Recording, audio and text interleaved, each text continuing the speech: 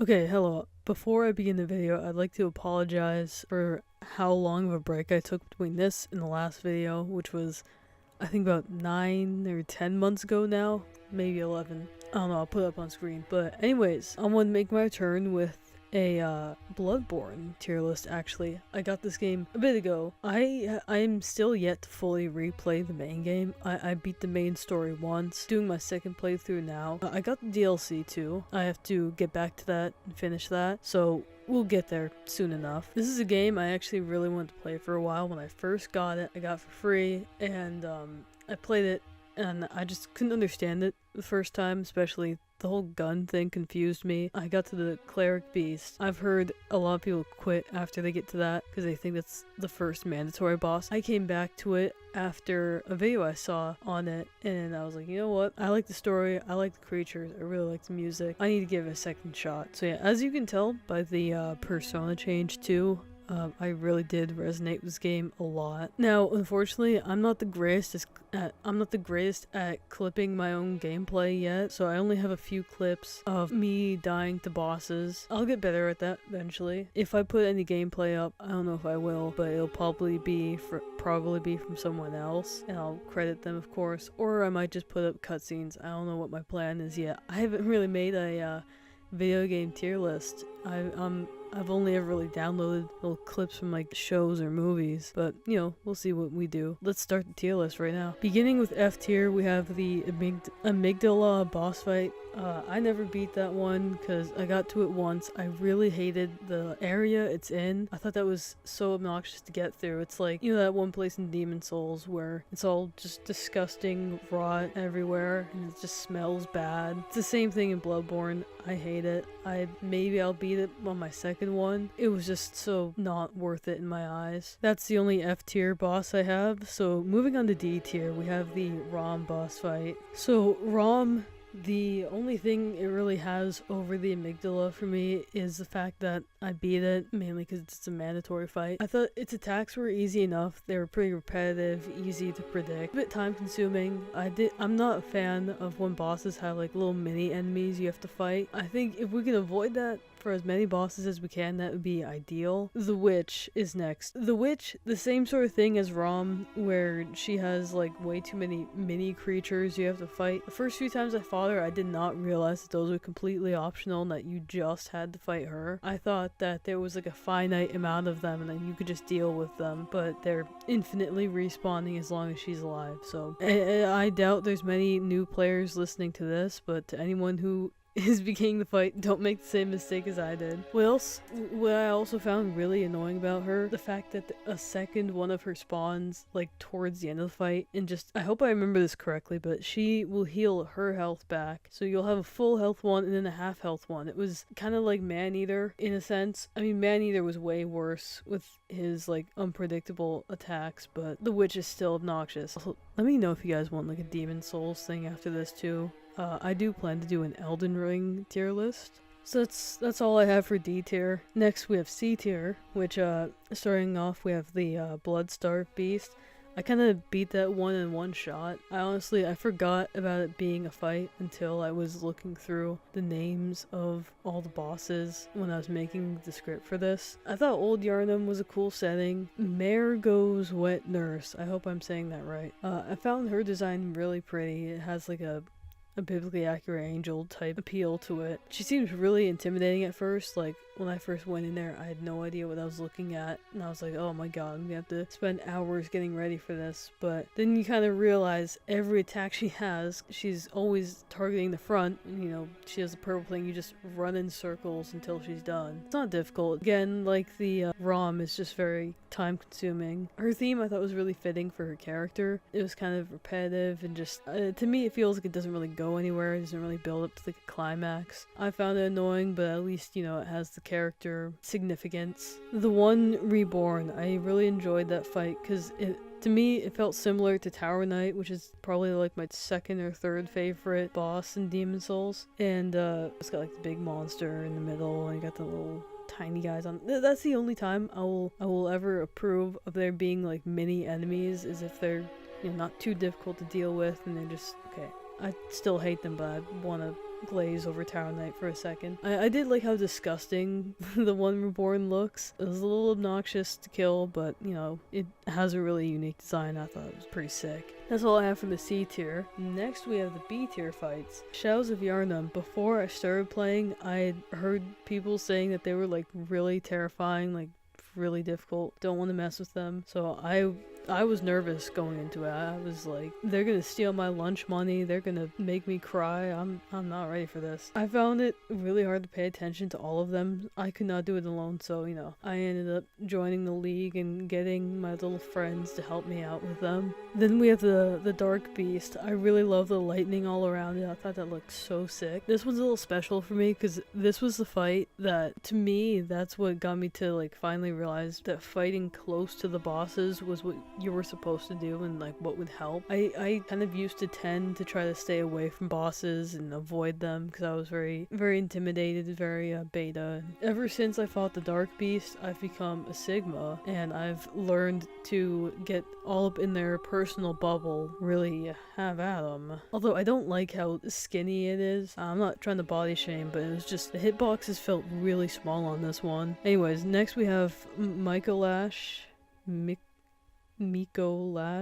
I'm just gonna call him the student, or Maiko. I have like a love-hate kind of feeling with this boss, because on one hand, I find his like story, from what I understand, it was like his school or like group of people were trying to get one of the Great Ones to like them or grant their wishes. Something went wrong with the surrogacy, and then the Great One condemned them all to a nightmare that if they woke up, they'd be dead from it. And you know, I like felt bad when I killed him. His scream's really silly. It's also like he's so afraid of losing all that knowledge, not knowing that he's just gonna be dead anyway when he wakes up. But you know, despite all the sympathy I have for him, I hate him because he just runs away the whole fight, and then by the time he's actually fighting back, there's so many things that'll just one-shot you, and it's not like you can put on any better armor or anything to not die instantly from it. Maybe I'm wrong, maybe I didn't look into the items enough. I have a habit of forgetting to use in-game items. I get so focused on just weapons and cosmetics. That's about all there is to B tier.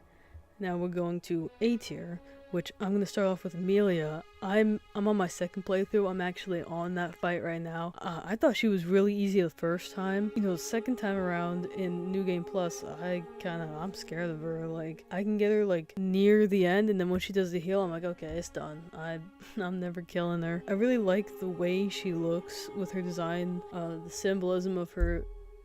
Sorry, I bumped the mic. But the symbolism of her eyes being covered to represent her blind faith, the church. I'm not fully sure of her lore. I read on fandom about her pendant being like something that was passed down to her. Maybe it was like 4 a.m. when I read the wiki, so maybe that's the reason I didn't understand it very well. Maybe I just gotta listen to like a video on her. Yeah, I really like the voice too when she's doing like her howls and shouts. I think it sounds really powerful. It sounds like it's got a perfect blend of human and beastly screams in my opinion. And then I have the Cleric Beast, which, as I said, this was the game that made me quit the game originally, but when I came back to it, I beat it pretty on like the second or third try, and I would say this might be my third favorite boss theme in the game. I really like the music with it. This one screams to me are kind of obnoxious, but they sound like a distressed animal, which I find interesting. Good, like, sort of intro boss, but also kind of, I think it's good for discouraging anyone who wouldn't be prepared for what comes later.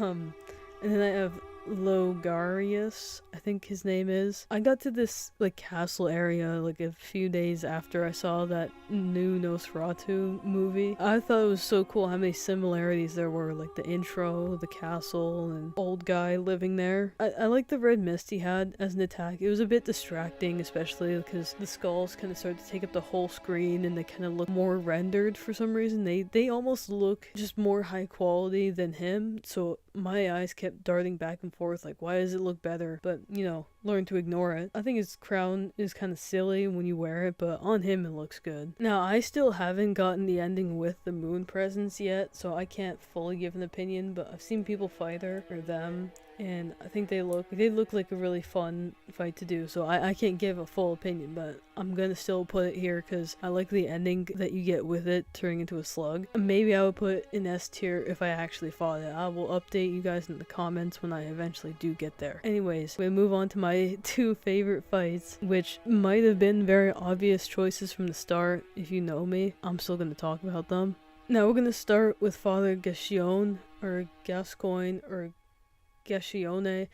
I'm just gonna call him Father because I've had way too much debate with my friends over how to pronounce his name. He is the first main boss of the game, and arguably I would say the best. I love his design, his like lore, just like everything about this fight. He's one of the few humans that has a height greater than that of the hunter. Now when I first played the game, I thought every human was taller than the hunter because, you know, I think at the time you only see the doll and Father, so I thought everyone was going to be that height, but you meet more people and everyone's kind of around your size. So I don't know what the whole height thing is, because from what I understand, Lady Maria is really tall too. I haven't gotten to her yet. I would like to know why there's some people who are just giants in this game. He has the same sort of thing as Vicar Amelia too, with his eyes being covered for his devotion to his faith, which again, that's such an obvious symbol to use, but I think it's so effective and it looks great. Also, the eyes in this game don't look too stellar, so I think covering them makes any design look better. And I think he has like a very werewolfish face too. Like even when he's a human, it conveys the look of a wolf. And I like that he starts off as an ally too.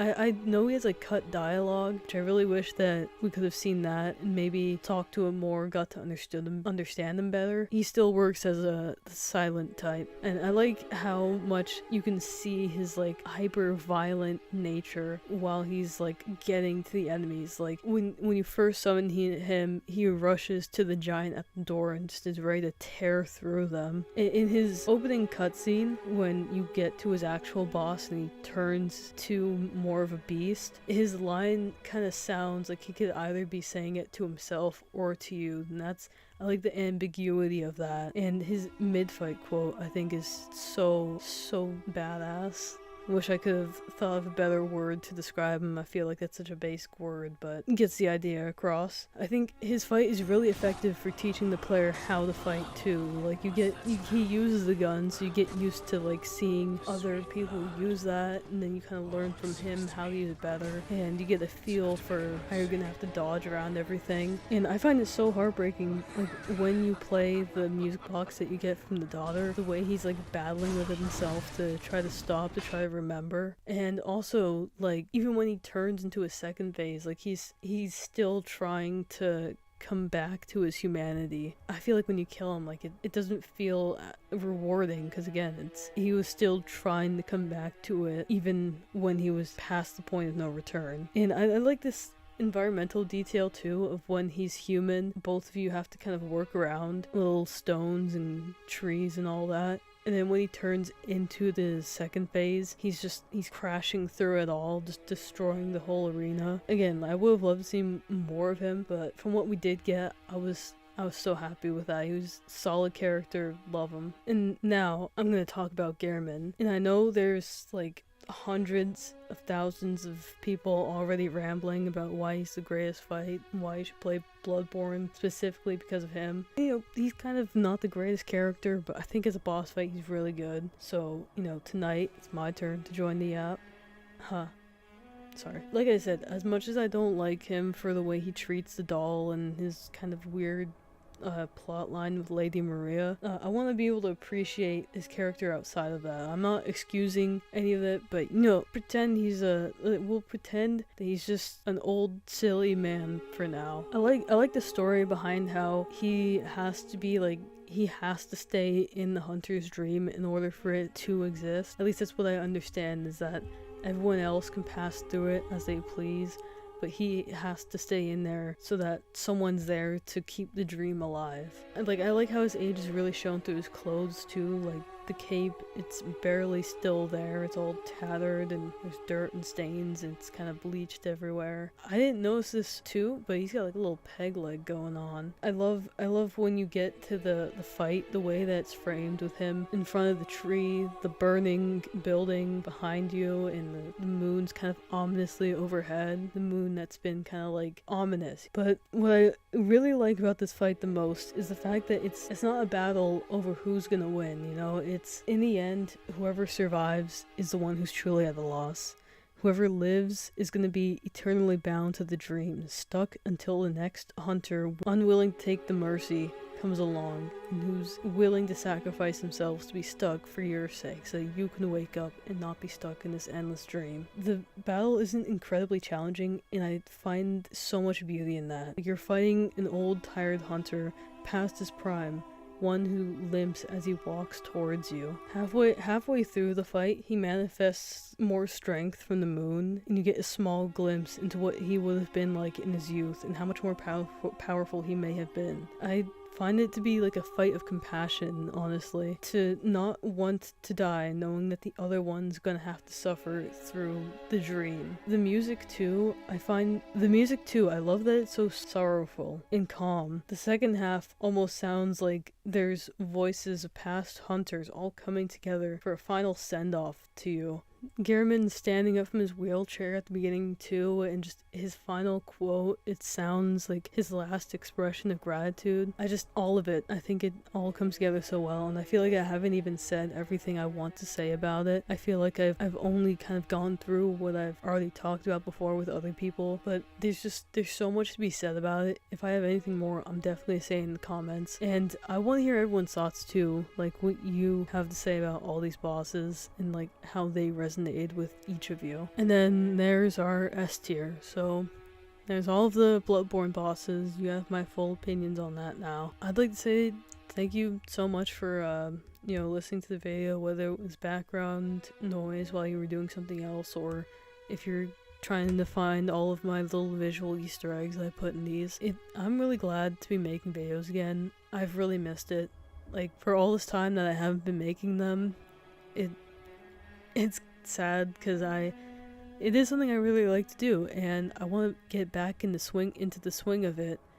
And I know I don't have a very big audience here yet, but that's gonna grow eventually. And to everyone who clicks my links and sits through these videos that I make, I just want to say thank you very much. I hope you're liking them. I'm gonna make an Elden Ring boss list too, and then once I finally beat Radon in the DLC, I'll make a DLC list too. I think I'll make those two separate videos because there is a lot of bosses to get through.